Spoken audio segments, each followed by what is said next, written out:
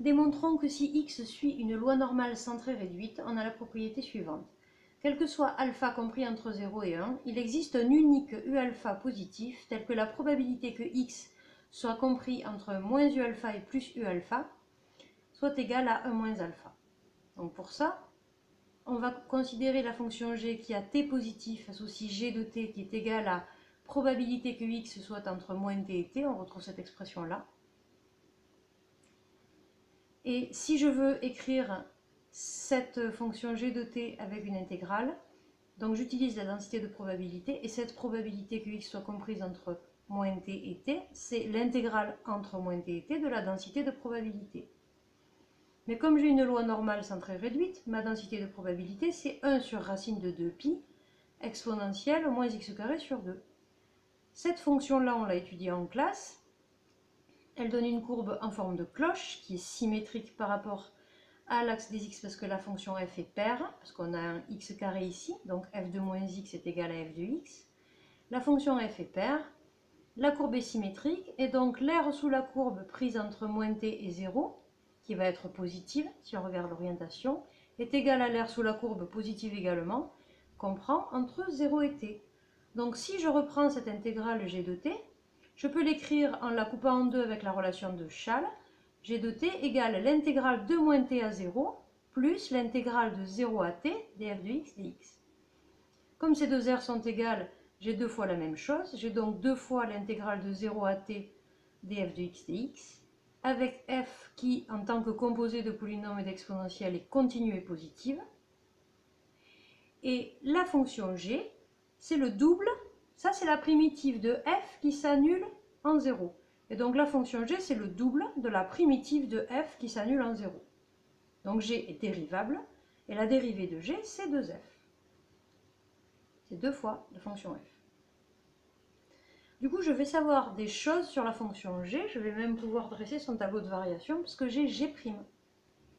La fonction f, qui est donc la dérivée, enfin, à une constante près, c'est la dérivée de g, elle est composée d'exponentielles, et donc la fonction f, elle est strictement positive.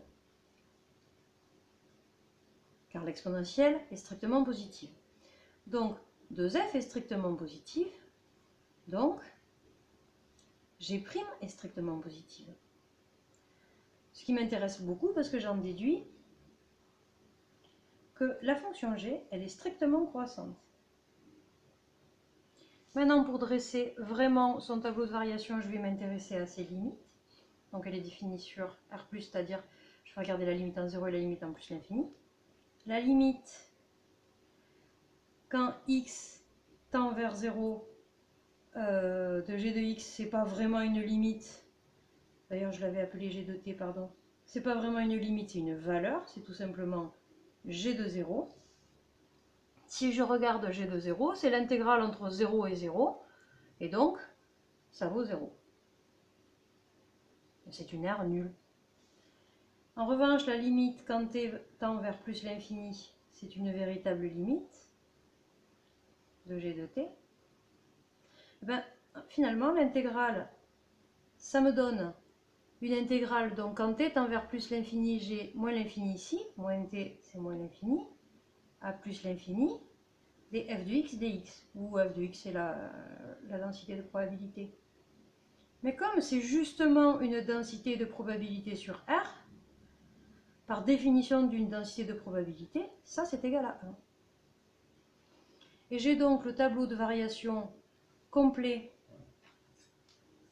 de la fonction g. Je peux le dresser en entier avec ses limites.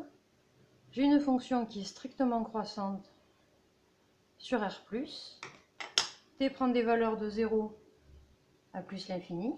Et la fonction g, elle est strictement croissante. En 0, elle vaut 0. Et en plus l'infini, sa limite c'est 1. Donc elle est strictement croissante. Elle prend toutes les valeurs entre 0 et 1. Maintenant, parlons de cet alpha entre 0 et 1. Là, je parle de alpha, et puis ici, je m'intéresse à 1 moins alpha. Regardons où est 1 moins alpha. Donc, j'ai pris alpha entre 0 et 1, strictement entre 0 et 1. donc moins alpha, est entre moins 1 et 0. Donc 1 moins alpha, j'ajoute juste 1 de chaque côté, est entre 1 moins 1, c'est-à-dire 0, et 1. 1 moins alpha est entre 0 et 1. C'est-à-dire que 1 moins alpha, il est quelque part entre 0, ici, et 1.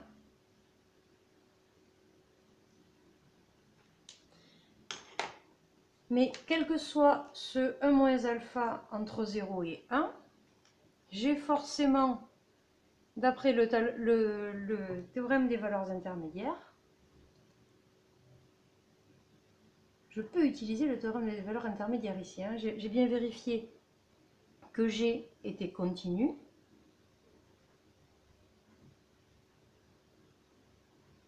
D'accord? J'ai bien vérifié que G était continue et qu'elle prenait ces valeurs-là. Elle est continue. Elle est même dérivable, hein, donc elle est forcément continue. D'après le théorème des valeurs intermédiaires, j'ai forcément ici un U alpha. Le théorème des valeurs intermédiaires me dit que j'en ai au moins un. Il existe un U alpha. Il existe un U alpha dans R+, tel que G de U alpha est égal à 1 moins alpha. Et comme G est strictement croissante, je l'ai vu ici, G est strictement croissante, U alpha est unique. Je peux utiliser le théorème dit de la valeur intermédiaire.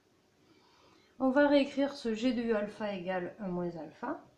J'ai donc un unique U alpha dans R+, tel que G de U alpha égale 1 moins alpha.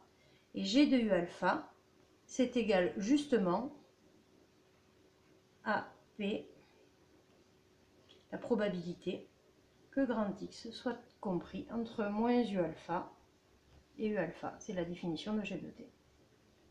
J'ai donc démontré que quel que soit alpha pris entre 0 et 1, il existe un unique U alpha pour lequel j'ai cette propriété.